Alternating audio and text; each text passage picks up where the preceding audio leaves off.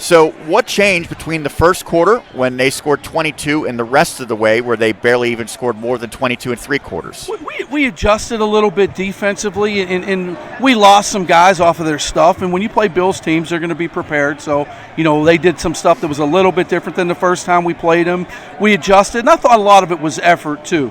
We switched some stuff as the game went on that we didn't switch earlier, and I thought it worked out for us. I think we gave up like 22 points in the first quarter and then 27 the rest of the way. So they can score, so that's a pretty good job for our guys. So real proud of our guys because, this is our fourth home game out of 14 games. And we've really been in a position where we've been in every game that we've played. I mean, we go down to Laurel Highlands last Friday, and with about 5 minutes left in the game, we're down 2 points. They're ranked number 1 in the state. When we had Fox Chapel here, we're tied after the fourth quarter.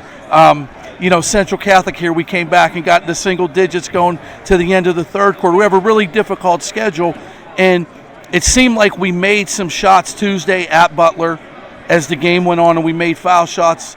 And today we grinded it out defensively, and we made some shots in the second half. Although we had some turnovers I wasn't pleased with down the stretch, we did step up, make some fouls, and took care of the ball when we had to. So, we're getting better. Our guys understand what we're doing, and we're getting better. I'm pleased with where we're at, and, I think if we are fortunate enough to get in the playoffs, I don't know that I'd want to play us. You mentioned that your team is getting better, you're improving, and certainly I think these wins recently indicate that.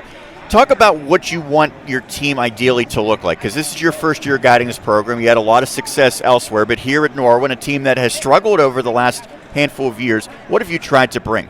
We're trying to bring a culture where defense is the most important part of what we do. And sometimes being a good defensive team is like being a very good offensive team. Sometimes you're limited by size or by quickness, but we're trying to develop a culture of sharing the ball and defending. We're primarily a man-to-man defensive team, and if we could continue to get better in that area and prepare for games from game to game, but within the concepts that we've been teaching from the beginning of the year, and as we move forward from year to year, I think we could be in a position here where we could have a program that what you want. I always felt like in a Whitfield was to have a team that every year that you're a playoff team, and then every once in a while you get a really, really good kid or two really good kids, and then you have a chance to challenge for the whole thing. And that's that's what I envision for here. That that's our goal. Hopefully we could develop a culture and be in that position from year to year. Well, you talk about having a really, really good kid maybe for the future. Adam Belinsky, he's pretty good now. is one of those kids. I thought Ryan Edwards and Weaver also played a pretty good game. But I thought the game switched on 2 points. One, Belinsky controlled the ball, went to the hoop a little bit more. And I thought even though Sean Gordon got his points, I thought that Michael Fleming kind of hounded him the entire evening. I think you must have been in our huddle. So you're correct on both points.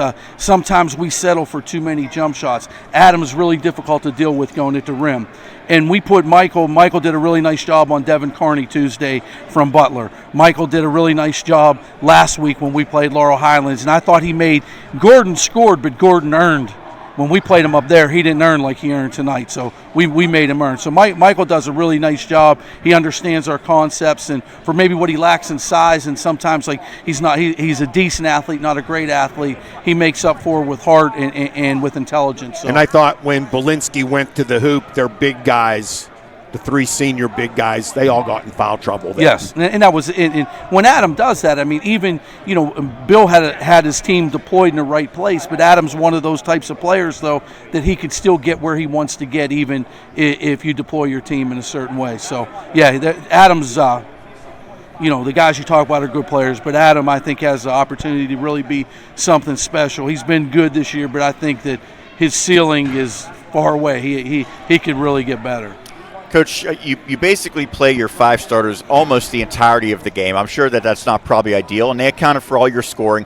But the player who scored the fewest points of those 5 is Ty Stecco, and it felt like in the second half he got every single key rebound. How important is it to have a player that does that type of stuff? When you come into the locker room and every game you're talking about certain things that happen, and you could say every game, Adam averages like 17, 18, and 10 rebounds a game, or Michael's been scoring, or Ryan's actually been scoring. You could come in and talk about those guys, but the guy that I talked about, we went in today, was was Steck. Like, he was a monster on the boards in the second half. That was huge for us because we're small. He's 6'2". He plays center for us. Well, you need a kid that wants to go in there and gets his nose bloody and dirty and doesn't care. Yeah, he's a tough kid. And he really, I mean, you hit the nail on the head. He really did a nice job on the boards tonight. And, on Tuesday, I think he had 24 points. He really shot the heck out of it. And Bill shaded to him today, but he didn't let that get to him. He really did his job on the defensive glass.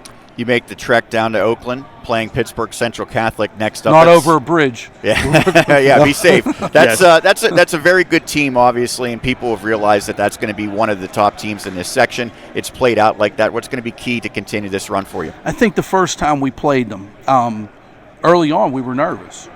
Now we've played them, and we have to be patient against them. Because they're going to get out, they play, they say our players are better than your players, and they get out and pressure you, and they try to make you play faster than you want to play.